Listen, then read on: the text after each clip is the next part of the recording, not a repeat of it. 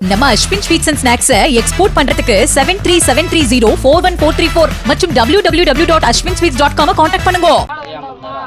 நீ உனக்கு வயசு 16 வயசு ஆகுது வேண்டாம்னு சொல்லி கூட்டிட்டு வந்துட்டேன். மறுபடியும் 18 வயசுல கூட்டிட்டு போயிட்டா.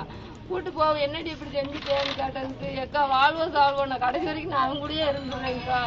இன்னும் நம்ம வீட்டுக்கு வந்து நான் என்னக்கா செய்ய போறேன் அப்படின்னு சொல்லி சொல்லவும் சரி இருக்கட்டும் இங்கே பக்கத்துல தானே இருக்காங்க நம்ம பாத்துக்கிறோம்னு நினைச்சேன்.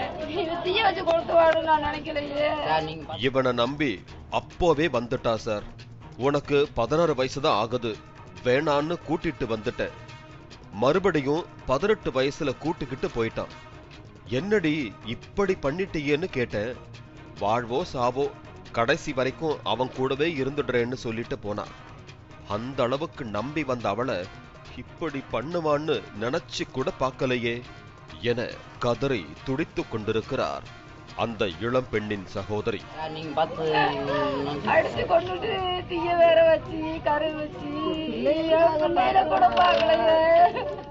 காதல் மனைவியை கோவிலுக்கு அழைத்து சென்று திரும்பியதும் கணவன் கல்லால் அடித்து தீ வைத்த சம்பவம் பெரும் பரபரப்பை ஏற்படுத்தி இருக்கிறது. விருதுநகர் மாவட்டம் சாத்தனூர் அருகே தாயில்பட்டி கலைஞர் காலனி பகுதியை சேர்ந்தவர் 40 வயது பொன்னுசாமி. இவரது மனைவி 35 வயது முனீஸ்வரி. இருவரும் பட்டாசு ஆலையில் கூலி தொழிலாளர்களாக வேலை செய்து வந்தனர். காதலித்து 18 வயதிலேயே திருமணம் செய்திருக்கிறார்கள். தற்போது 8 வயது 6 வயது 4 வயது என 3 பெண் குழந்தைகள் இருக்கிறார்கள். கணவன் பொன்னுசாமி அடிக்கடி குடித்துவிட்டு வந்து முனீஸ்வரியை சந்தேகப்பட்டு அடித்து உதைத்ததாக கூறப்படுகிறது. இந்த நிலையில் இருவரும் கோவிலுக்கு சென்று வீடு திரும்பிய போது மீண்டும் இருவருக்கும் இடையே பிரச்சனை ஏற்பட்டுள்ளது. குடி போதையில் இருந்த பொன்னுசாமி வீட்டுக்கு வந்ததும் மனைவி முனீஸ்வரியை சிறு உரல் கல்லை கொண்டு தாக்கியுள்ளார். தலையில் பலத்த காயம் ஏற்பட்டு துடிதுடித்து சரிந்திருக்கிறார் முனீஸ்வரி.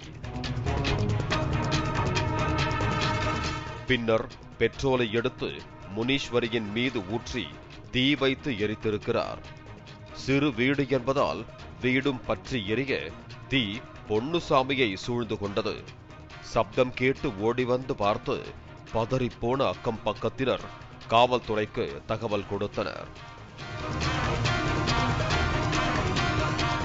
இந்த நிலையில் Vembakottai inspector Shankar, sub inspector Senbagavelan ஆகியோர் விரைந்து வந்து பார்த்தபோது முனீஸ்வரி தீயில் கருகி சடலமாக கிடந்தார்.